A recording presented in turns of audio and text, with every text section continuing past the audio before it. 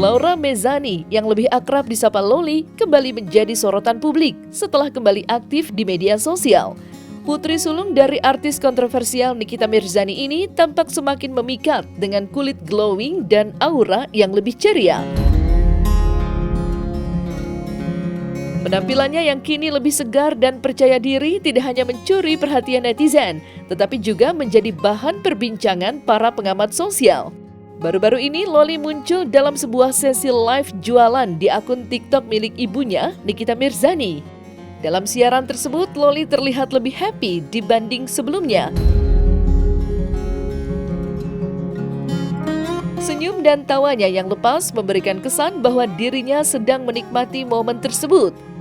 Tidak hanya itu, ia bahkan sempat melontarkan pujian hangat untuk sang ibunda, meskipun saat ini mereka tidak berada di tempat yang sama.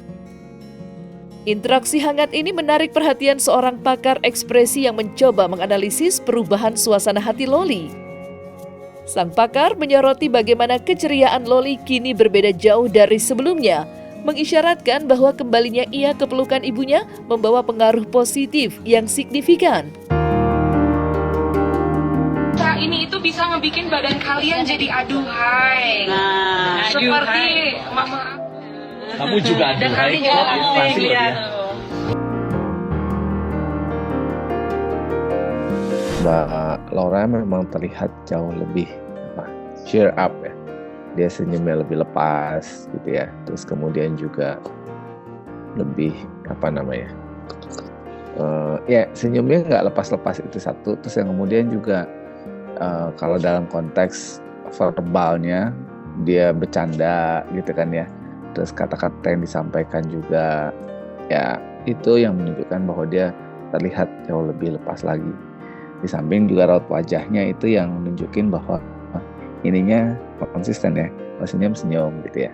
Apalagi di video yang terakhir itu relatif ya. Maka kemudian kita mesti lihat kalau konteksnya dibandingkan dengan video-video sebelumnya, bagaimana dia sedang menjalani proses yang kemarin itu, memang ini terlihat sudah jauh lebih tenang ya, lebih tenang ya, dalam artian tidak impulsif, terus kemudian juga lebih ada banyak bercandanya ya. Kalau yang kemarin posisinya siapapun yang ada di dalam situasi seperti itu juga pressure-nya luar biasa, terus perasaan tidak diperhatikannya luar biasa. Tapi kali ini kan dia mendapatkan perhatian dari keluarga, dari orang-orang terdekat, jadi dan merasa ditemani. Nah itu titiknya kemudian yang membuat dia merasa jauh lebih nyaman, merasa jauh lebih rileks gitu ya.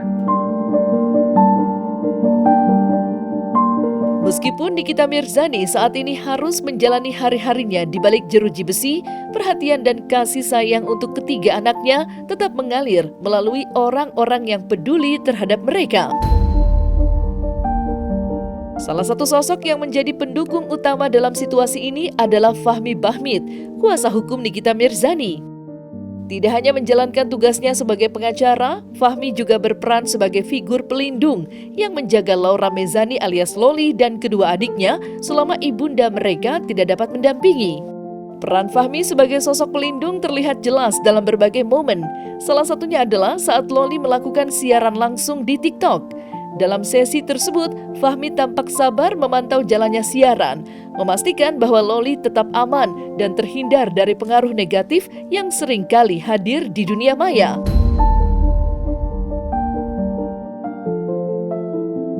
Kehadiran Fahmi memberikan rasa aman dan kenyamanan bagi Loli yang kini mulai kembali percaya diri untuk tampil di hadapan publik. Lantas seperti apa pakar ekspresi melihat aksi protektif Fahmi saat Loli melakukan siaran langsung di media sosial?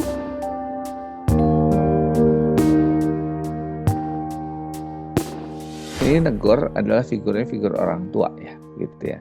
Jadi berangkat dari perjalanan yang sebelumnya, jadi historical itu nggak bisa dihilangkan dengan mudah gitu ya. Artinya kalau memang sudah sangat dekat, jadi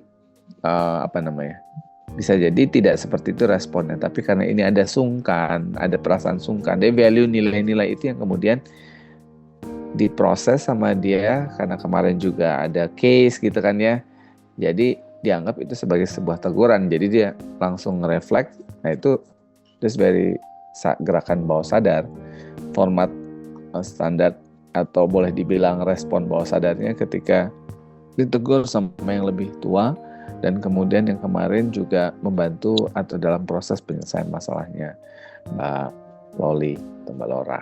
Ya, pertama kan dia tanya dia live-nya dengan siapa, gitu kan ya. Itu kan jadi satu state tertentu, ya jaga-jaga itu satu hal, gitu kan ya. Ada kekhawatiran hal yang lain lagi. Terus kemudian karena yang kemarin istilahnya durasinya kan cukup dekat ya, antara dia bisa selesaikan case-nya, terus kemudian ada kejadian dengan mamanya. Jadi ini cukup beruntun, dan ya bisa jadi Bang Fahmi ini menganggap dia sebagai orang tua yang kemudian lebih mempedulikan anak-anaknya, atau bisa jadi beliau, saya tidak tahu, tidak disampaikan apakah beliau mendapatkan mandat untuk menjaga keluarga Mbak Nikita. Jadi itu yang seperti itu, sehingga aturannya dia diminta untuk memastikan, karena ini public figure juga, jadi cukup kompleks situasi yang dihadapi, sehingga rasa-rasanya ketika Bang Fahmi kemudian atau siapapun dari pihak yang dituakan di keluarga itu kemudian mencoba menata ini supaya tidak memunculkan hal baru atau menimbulkan ekses baru atau menimbulkan perihal baru yang bisa jadi memperberat atau kemudian juga bisa membuat situasi yang tidak jadi lebih baik. Nah itu yang coba diantisipasi. Jadi ya itu yang menurut saya sesuatu hal yang cukup wajar yang diantisipasi ada sebagai seorang yang dituakan. Artinya kan sangat bisa memungkinkan dan sangat mungkin gitu ya, untuk seseorang kalau nggak pakai skrip, apalagi tidak dibuatkan dalam proses penataan sebelumnya, diatur sebelumnya, jadi komentar-komentar yang muncul juga bisa sangat beragam atau bisa sangat random gitu ya.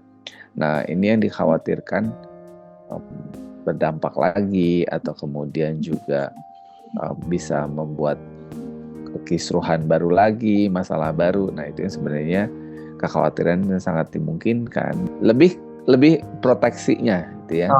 Proteksinya karena mamanya juga kemudian kan dalam situasi atau dalam kondisi yang tidak bersama mereka juga gitu kan. Jadi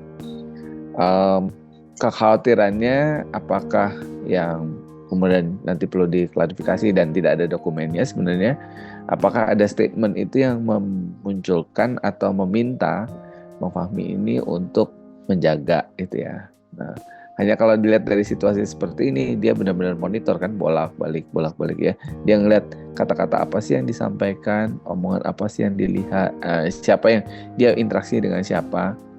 Jadi ketika momen itu terjadi kan jadi memang jadi awkward. Kenapa? Karena anak muda kan yang si Mbak Laura dan beberapa teman-temannya itu dan saudara-saudara yang lain itu ya berusaha untuk lepas aja.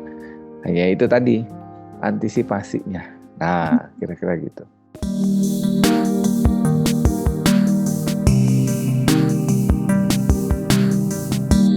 Nah, selesai sudah Cumi Lovers. Jangan lupa untuk like, subscribe, dan juga share channel YouTube Cumi Cumi.